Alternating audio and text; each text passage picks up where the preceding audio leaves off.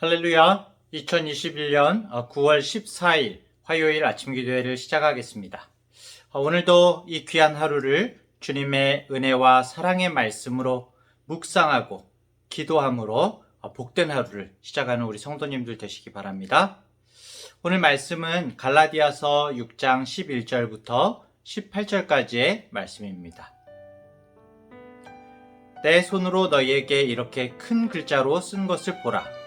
무릇 육체의 모양을 내려 하는 자들이 억지로 너희에게 할례를 받게 함은 그들이 그리스도의 십자가로 말미암아 박해를 면하려 함뿐이라. 할례를 받은 그들이라도 스스로 율법은 지키지 아니하고 너희에게 할례를 받게 하려 하는 것은 그들이 너희의 육체로 자랑하려 함이라. 그러나 내게는 우리 주 예수 그리스도의 십자가 외에 결코 자랑할 것이 없으니 그리스도로 말미암아 세상이 나를 대하여 십자가에 못 박히고 내가 또한 세상을 대하여 그러하니라. 할례나 무할례가 아무것도 아니로되 오직 새로 지으심을 받는 것만이 중요하니라. 무릇 이 규례를 행하는 자에게와 하나님의 이스라엘에게 평강과 긍휼이 있을지어다. 이후로는 누구든지 나를 괴롭게 하지 말라. 내가 내 몸에 예수의 흔적을 지니고 있노라. 형제들아, 우리 주 예수 그리스도의 은혜가 너희 심령에 있을지어다. 아멘. 오늘 본문은 사도 바울이 갈라디아 교회에게 전하는 마지막 당부의 말씀인데요. 어제 말씀을 통해서 바울은 성령을 따라 사는 삶, 서로 짐을 나누는 삶을 이야기했죠. 그리고 이제 그 모든 것의 중심 원리를 강조하면서 가르치는데요. 그것이 무엇일까요? 바로 십자가의 복음입니다. 오늘 11, 12절을 보면요.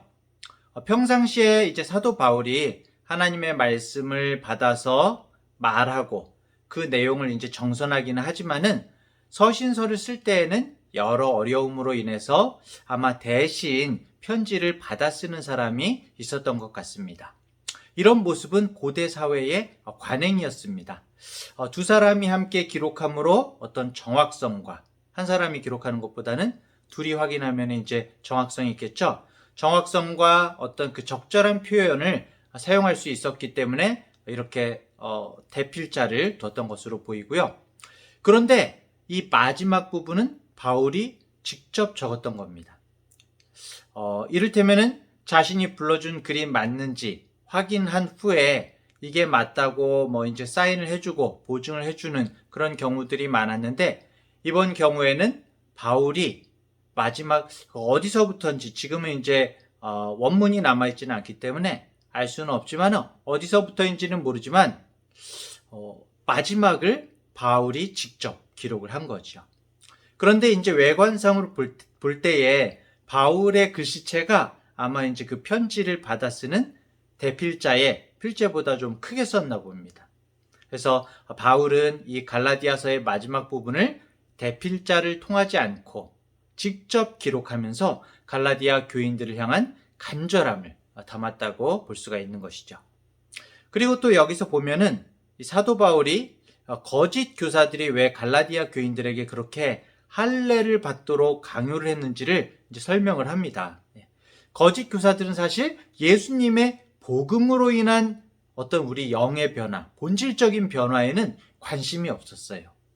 거짓 교사들은 신앙의 목적을 세상으로부터 인정받고 또 자신들이 영광과 어떤 특권을 누리고 고난과 어려움을 피하는 것으로 여겼었습니다.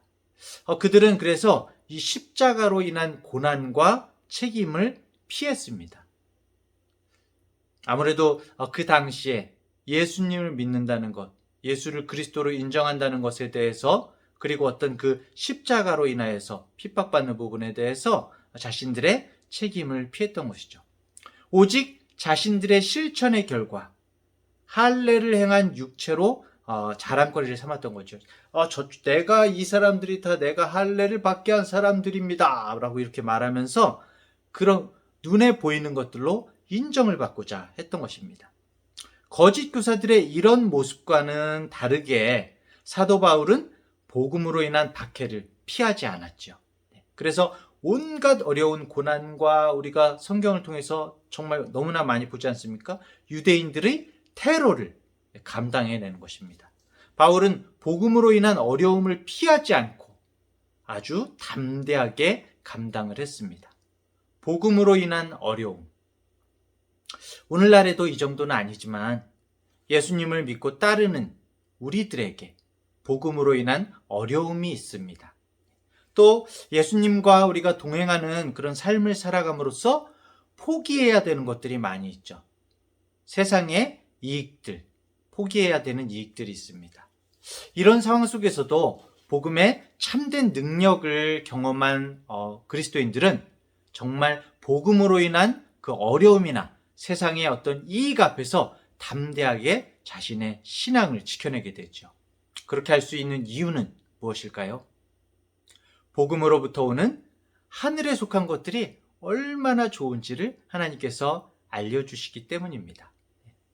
하늘에 속한 것들, 세상이 주는 그 무엇보다도 하늘에서 주시는 주님께서 주시는 것이 얼마나 소중한지를 깨닫게 되고 하나님으로부터 확인받았기 때문에 이 삶을 살아가면서도 정말 모든 것을 많이 포기하면서도 오로지 주님을 바라볼 수가 있는 것이죠.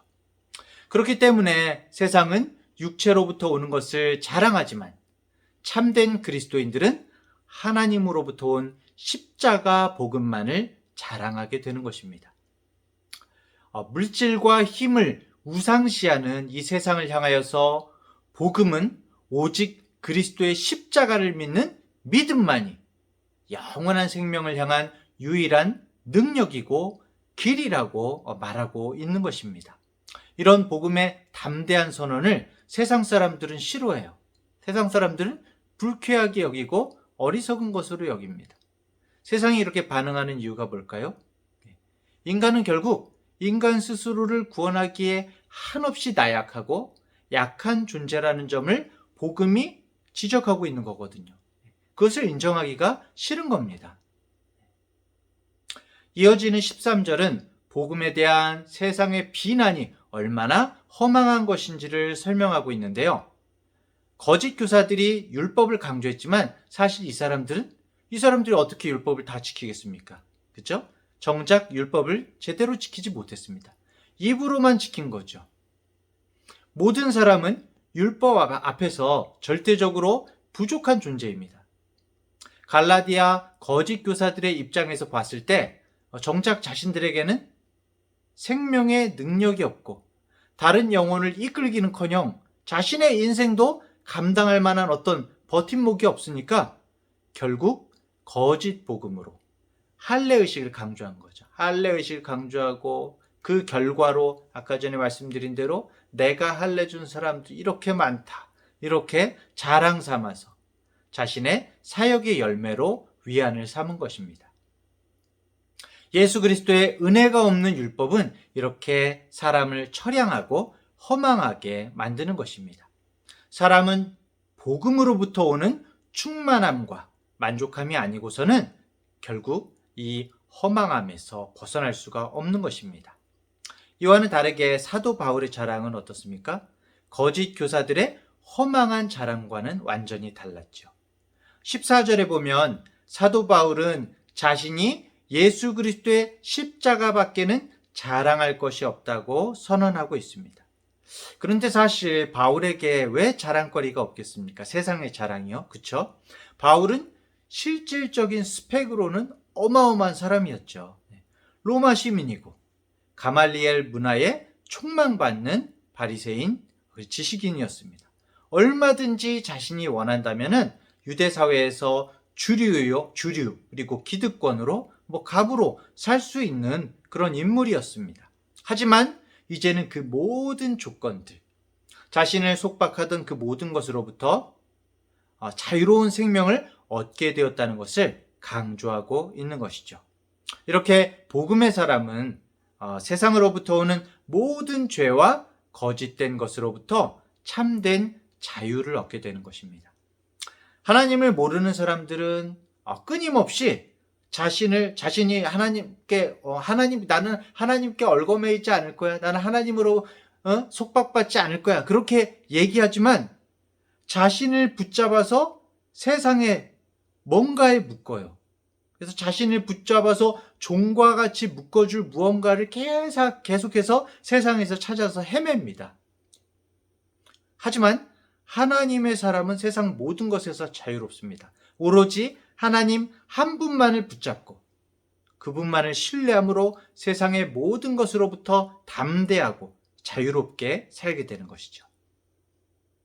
자, 15, 16절 보면은 사도 바울은 이 참된 복음으로 인해서 영원한 생명을 얻은 자유의 사람이었고, 이 복음의 자유를 자신의 편지를 읽는 모든 사람들이 누리기를 간절히 소망하고 있는데요. 그래서 15절에 이렇게 말하고 있죠. 지금 여러분 할례를 받고 안 받고가 이걸 따지는 게 중요한 게 아닙니다.